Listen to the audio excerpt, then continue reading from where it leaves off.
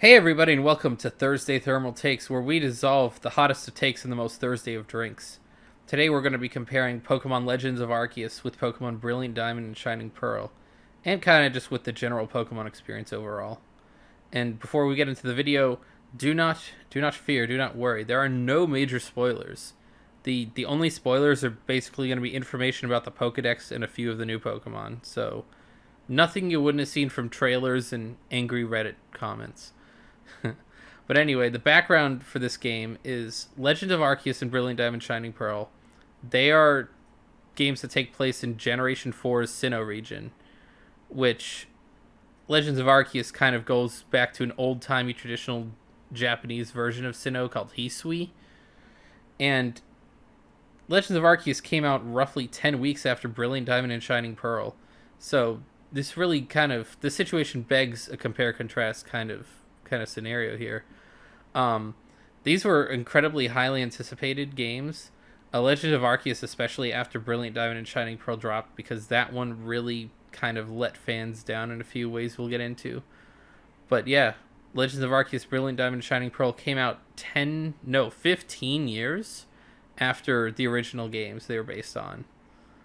It's such a while, especially when you consider that all the other games got remade in kind of a timely fashion. This one was at least 2-3 years too late.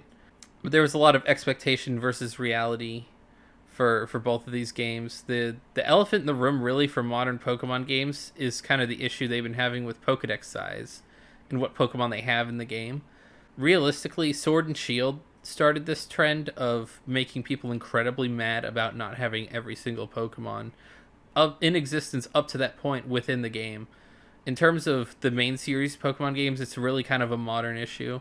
Never was it a big problem when you had like 500-600 Pokemon to put all of them in. It took a lot of work, but as they're getting closer, I think they're nearly 1,000, probably well over 1,000, closer to 1,200-1,300 if you add all the different forms and all the different regional variants. And that gets very exhausting. I doubt they can add them all every single time, but at least be able to add them all in chunks. I know that they do. They have to release a game all at once. Otherwise, it's kind of a crappy mobile game if you don't really have a full game to release all at once. And you really have to do that in chunks with some DLC, which Sword and Shield did end up doing. The games that came out in late 2019, they had DLC in the following year and a half, and it was really good for it. It added a lot of content that it really needed.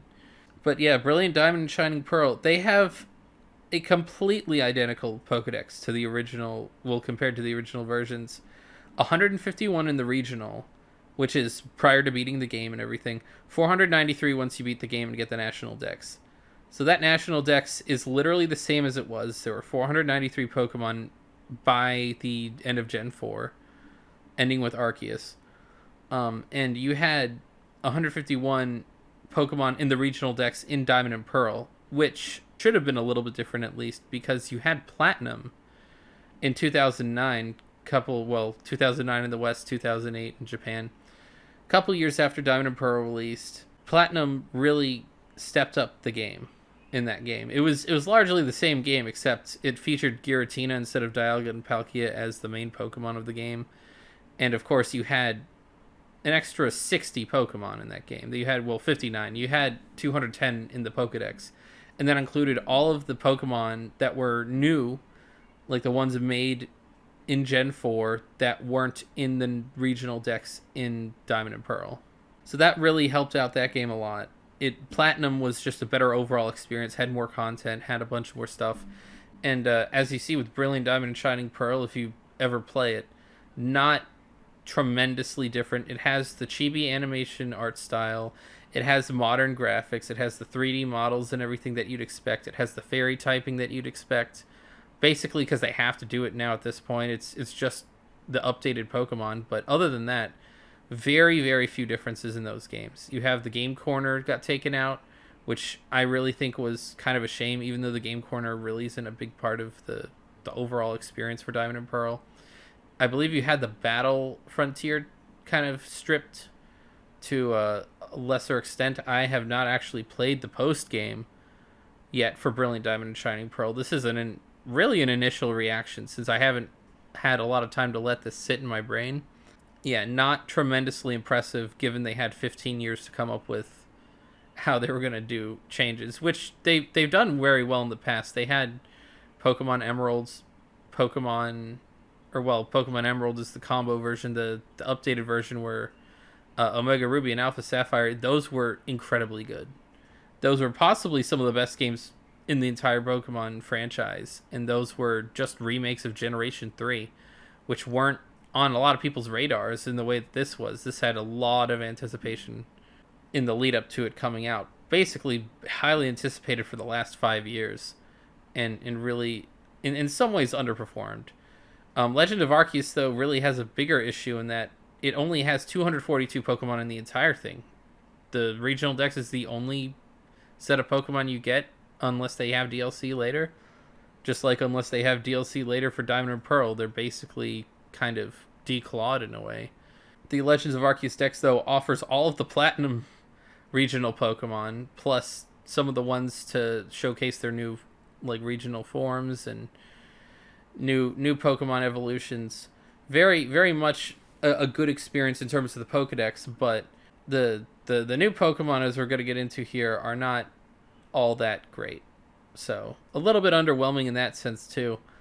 The new variants, other than maybe a couple in the new forms, not incredibly well done, and I think this is the largest gripe with the game, maybe aside from the Pokedex in Legends of Arceus, is that you have Pokemon like the noble Pokemon and things like that, like Cleavor and Enamorus and other different Pokemon that weren't just like their new Pokemon. Their Cleavor is an evolution of Scyther that differs from Scizor in that it's ancient. You have primal primitive type rock weaponry on this Pokemon, but the rock bug typing isn't all that special. You have Enamorus, which is, in my opinion, it's the fourth Pokemon in the weather trio, and well, I guess the weather cloud dudes type trio. I honestly can't remember what to call them. They're just like the worst legendaries design wise. Even the Therian forms, which they have for all four of them, aren't all that special, and they're a little bit more creative. You have some evolutions for Stantler and Quillfish, which are pretty well needed for those Pokemon if you like them, but they were just kind of underwhelming Pokemon to me from the beginning. Not a lot there. They didn't change too tremendously much with the evolved form. You had some very strange decisions here with Dialga and Palkia. You had origin forms made for them in the same way that Giratina has an origin form, and they look a lot closer to the statue from Eterna City in Diamond Pearl, Brilliant Diamond, Shining Pearl, and Platinum. They kind of bring the lore full circle by making that sort of amalgamation Pokemon, which looked like both Dialga and Palkia at the same time, very weirdly. Not really like either of them individually. That's basically what they look like. And Palkia on all fours is not something that I like to see. Overall, I just don't know about those, and that's supposed to be like a good feature if they remake a legendary into a new form. Again, with Omega Ruby and Alpha Sapphire, the Gen 3 remakes, they had really excellent primal forms for Kyogre and Groudon, so that's not great. Although they had a couple good regional variants. They had Execute and Executor, which are grass electric, because they're like wooden balls instead of like technology balls. I'm not even sure what they are necessarily. They just kind of had that Pokeball aesthetic. I thought those were kind of an odd choice, but the really good new Pokemon out of this are the regional variants of Zorua and Zoroark, the ghost normal typing. You have Decidueye, very cool little Japanese-esque thing. You'll see what I mean playing the game. I don't really want to spoil that much. And maybe the new Lilligant form. But really kind of the big differences between each of these games is the nearly full Sinnoh experience you get from Brilliant Diamond and Shining Pearl, and the lack of content in Legends of Arceus. Based on what I understand, this game recently came out, so I've not completed it yet, but there's not a lot of content, especially post-game wise. I believe this is one of the more bare bones in terms of things to do in a Pokemon game, whereas Diamond and Pearl, Brilliant Diamond, Shining Pearl, you could spend like good 100 hours and not do everything in that game. They really are kind of works of art in that way, but Legends of Arceus is just an aesthetic work of art. It seems like this is really this is an opinion that has been formed on less than a week of playing that game, and of that less than a week, I haven't actually played the game for the entire time. So this may grow on me more in the future, but I'm not tremendously impressed with the content in Legends of Arceus. Really, the aesthetics and the lore is kind of the strong suit, and that's debatable in some ways based on some of the aesthetics of the new Pokemon and maybe the lore inconsistencies. They have Porygon in the game, which don't even ask how that works. I have no real clue.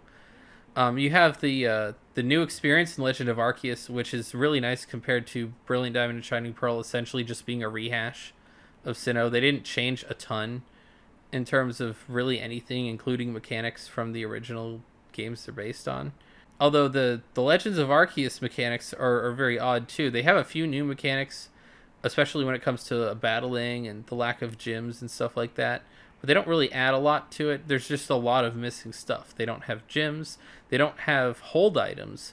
The way of trading these Pokemon is very different. You can't actually trade them. And that's needed usually to evolve some. And what they do is they kind of pull a Pokemon Mystery Dungeon by giving you a link cable as the method of evolution. And that really is kind of okay, but not the best thing on Earth. There's just a lot of stuff in Legends of Arceus. They don't have abilities. There's a lot of missing content from that game that is in pretty much every other Pokemon game, which makes it overall a better experience. And really, Legend of Arceus, surprisingly, it's made to be sort of a closed-off single-player experience compared to other Pokemon games, which are already fairly single-player in pretty much every meaning of the word. Despite liking a single-player experience way more than a multiplayer experience in most cases, I'm not happy about how little of the game there is. Really, I think the reactions and reviews from both of these games in the general public, they were not all that comprehensive, nor were they all that accurate. They made Legends of Arceus seem like the better buy, where Brilliant Diamond and Shining Pearl by themselves, if you don't recognize that those games already had versions of them and lesser graphics, those are clearly better games. Like, this is really the hot take of the week, is those are the better games, and Legends of Arceus is very incomplete in some ways.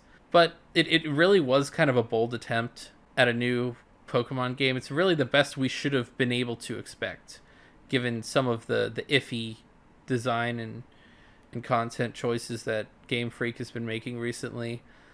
Brilliant Diamond Shining Pearl, almost completely faithful remakes. Legends of Arceus, bold new attempt that fell flat in some ways. In essence, both of these games really succeeded and failed in major ways, making these kind of more mid-tier Pokemon experiences, if not low mid-tier. And really, Pokemon Platinum is still the best Sinnoh game. And if you want the best Sinnoh experience, regardless of graphics, just play that. But let me know how great or garbage my takes are by liking and disliking and commenting on this video. Let me know what else you'd like to hear about takes wise and in my opinions on different forms of Japanese related media. Also, check out my ever-growing Pokemon Pearl Nuzlocke. The playlist should be in the outro, and my tier list where I rank these and many other Pokemon series, main series Pokemon games. Those are also going to be linked right here, and don't forget to subscribe and hit the bell to get notified when new videos are uploaded. See you next week on Thursday Thermal Takes.